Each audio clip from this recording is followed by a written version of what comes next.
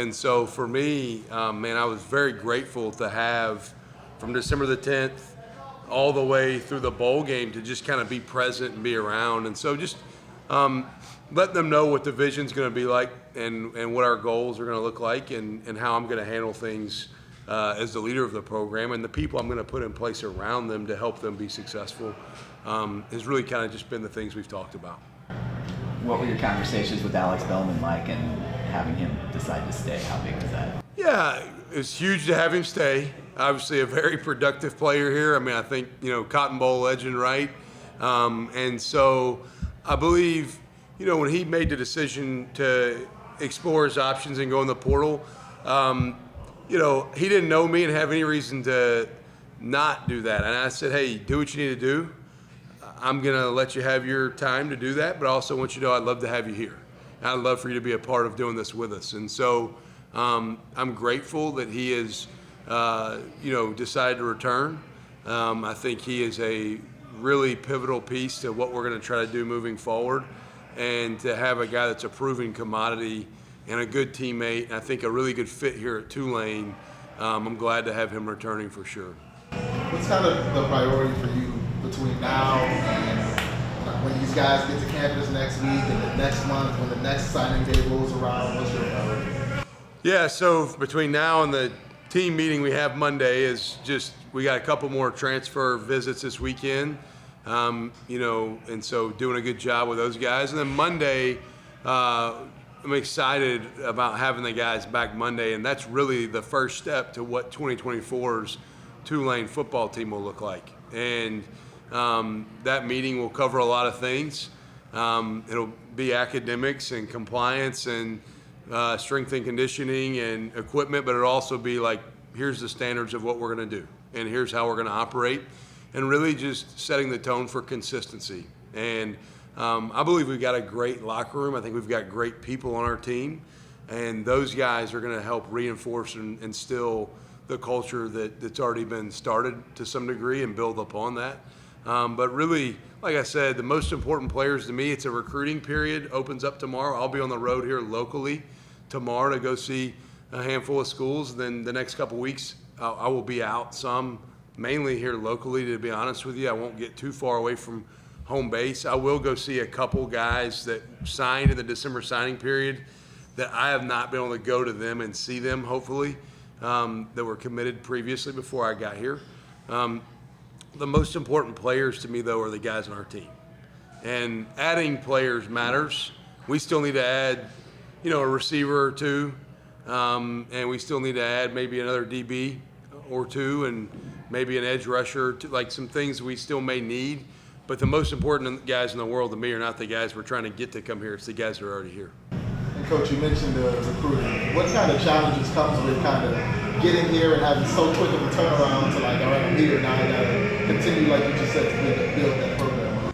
Yeah, I think just the time crunch you're in, in particular the transfer guys, it's like speed dating, if you will. And, we do have an academic component to make sure guys fit here, which helps attract certain guys that you may not be able to have access to. But there is a piece that you have to kind of get to know who they are and what they're about and what their makeup is from a character standpoint fast. Evaluation of a player is actually pretty easy. It's the other things that take a little bit more time. And so you're having to work through some of those mechanics really quickly when it comes to recruiting in the time crunch that we've been on. It's kind of like speed dating, but what is, I guess, the little spark you're looking for as far as getting them to say yes to you? Well, making sure it's the right fit. To me, it's does a guy love football? Does he care about the academic component, which is extremely important here?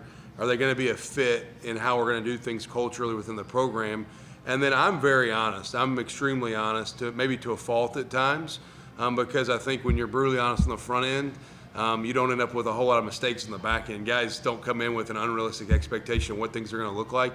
And so just being transparent about who we are and what we're going to do, I think usually helps in the short term, maybe get the right fit with right people, and it helps in the long term because they don't show up and all of a sudden you've changed on them. You're the same. Did having been through this at Troy when you got hired there help you going the second time around?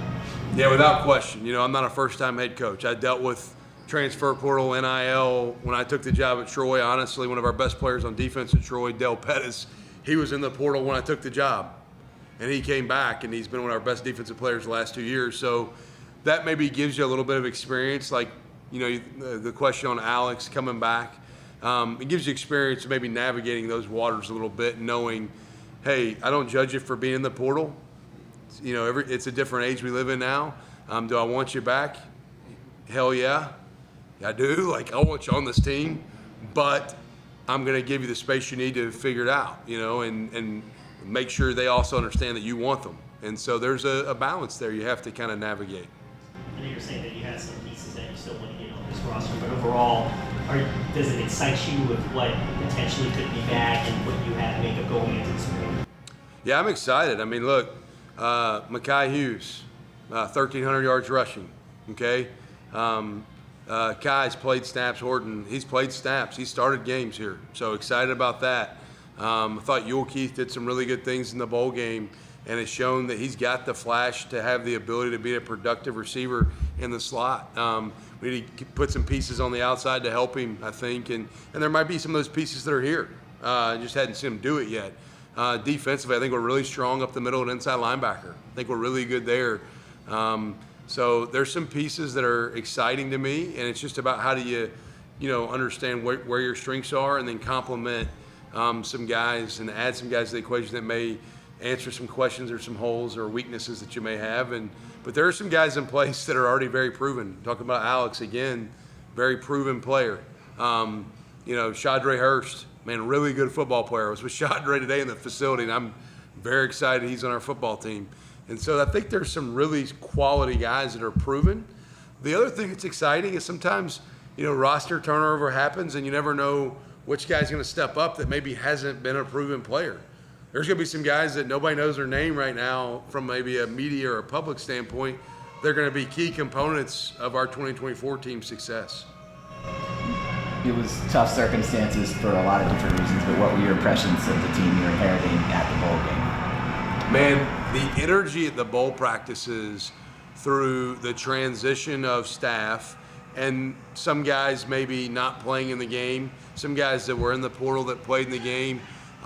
I was extremely excited about just the DNA of what this team's about. Their energy at practice, their desire to give great effort, the team component here. Like, I feel connectivity amongst this team, and that's what I'm about. Like, I care about the team being connected and being, cohesive, and I felt that. It really, I said this, I believe, during the game in an interview.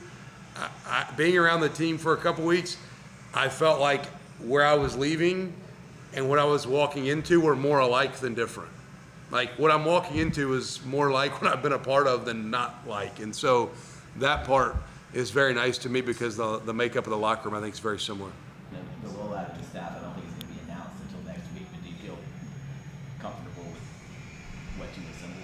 Oh, yeah. I'm very excited. I think it's a good blend of maybe you'll see a couple guys that are going to be back from that have been here and are familiar with the program and have been on the staff already.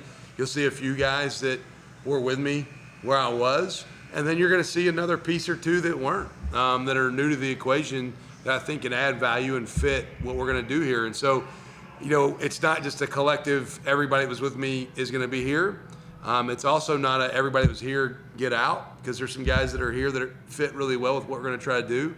And so I think it'll be a good blend. It's been fun to see that group already kind of mesh. And, I'm a firm believer that if you hire good people that are knowledgeable, that, are about the right stuff, they'll work well with a lot of different people. And so I'm excited about the type of people that are on the staff, from returners and also the new additions, but thrilled to have the guys be a part of what we're going to do.